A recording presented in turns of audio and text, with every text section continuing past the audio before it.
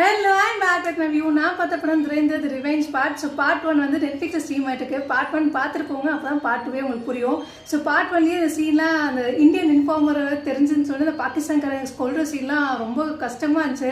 நான்லாம் அலறிட்டேன். பார்ட் 2 வந்து ரொம்ப சாட்டிஸ்ஃபையாக இருந்துச்சு. ஏன்னா நம்ம இந்தியன்காரை வந்து பாகிஸ்தான் கொள்ளும்போது ரொம்ப நிம்மதியாக இருந்தது. எங்கேயோ ஒரு பர்சன் நம்மளுக்காக இவ்வளோ கஷ்டப்பட்டுருக்காரு, இவ்வளோ ரிஸ்க் எடுத்துக்காருன்னு சொல்லும்போது அது ஒரு கடவுளோட ரூபம் தான் நான் சொல்லுவேன். எப்படிலாம் ஒரு நம்ம வீட்டில் ஒரு பொய் சொல்லிட்டு எங்கே தெரிஞ்சுன்னு சொல்லி ஒரு பயத்தோடு இருப்போம். ஆனால் இருந்த வாழ்க்கை பூரா அப்படியே அவர் வாழ்ந்திருக்காரு, இருக்க வரையும் அவர் அப்படி தான் வாழ்ந்திருக்காருன்னு சொல்லும்போது ரொம்ப பிரேவ்னஸ் இருக்கணும். எப்படி அந்த சுச்சுவேஷனில் ஹேண்டில் பண்ணி அவ்வளோ அங்கேயும் சாதிச்சிருக்காரு, எவ்வளோ இன்ஃபார்ம் பண்ணியிருக்காரு நம்மளுக்கு அப்படின்னு சொல்லும்போது வேறு லெவல். ஸோ இன்டர்வல் பிளாக்குன்னு சூப்பராக இருந்துச்சு, ட்விஸ்டன் சூப்பராக இருந்துச்சு, எமோஷன்ஸ் நல்லா இருந்துச்சு. So must watch. 4 ஹவர்ஸ்ன்னு சொல்லி பார்க்காம இருக்காதிங்க, கண்டிப்பாக பாருங்கள். உண்மையாக சொல்லும்போது சம்டைம்ஸ் எனக்கு ரொம்ப யோசனை, அந்த 4 ஹவர்ஸ்லேயே நான் யோசித்தேன், இந்த மனுஷன் இந்த ஹீரோ இவ்வளோ கஷ்டப்பட்டிருக்காரு, இந்த போலீஸ்காரன் என்னன்னா பண்ணுறீங்க அப்படின்னு தோணுச்சு.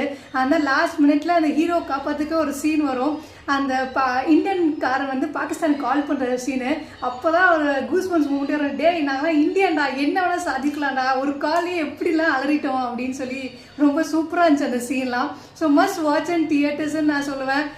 அந்த மனுஷன் உண்மையாகவே அந்த ஹீரோ உண்மையான வாழ்க்கையில் அவரெல்லாம் வாழ்ந்துட்டு இருக்காருன்னா அவர் எங்கே இருக்காருன்னு தெரியல. எங்கே இருந்தாலும் நம்மளுக்காக இன்னும் நல்லது பண்ணிகிட்டே இருப்பார். இந்த லைஃப் இந்த ஜென்மம் அவருக்கு அப்படி ஆயிடுச்சு. அடுத்த ஜென்மம் ஒன்று இருந்தால் அவருக்கு பிடிச்ச மாதிரியே அவர் ஆசைப்பட்ட மாதிரியே இருக்கணும்னு சொல்லி நான் வேண்டிப்பேன். எவ்வளோ பெயின் ஒரு படத்துலேயே பார்க்குறோம், உண்மையான வாழ்க்கையில் அவர் எவ்வளோ பெயின் அனுபவிச்சிருப்பாரு அப்படின்னு தோணுது. ஏன்னா பேரண்ட்ஸோடையும் போக முடியாமல், ஹஸ்பண்ட் அவங்க ஒய்ஃபோட ரோலும் அவரை போய் பார்க்க முடியாமல் ஒரு சீன்ஸ்லாம் இருக்கும். ஸோ இந்த மாதிரி ஒரு வாழ்க்கை யாருக்கும் வரக்கூடாதுன்னு நான் யோசிக்கிறேன். But must watch. இந்த படம்லாம் நீங்கள் பார்க்கும்போது அந்த ஃபீல், அந்த பெயின்லாம் உங்களுக்கு புரியும். ஸோ கண்டிப்பாக பாருங்கள். Catch you with another update. Bye bye. See you. Take care.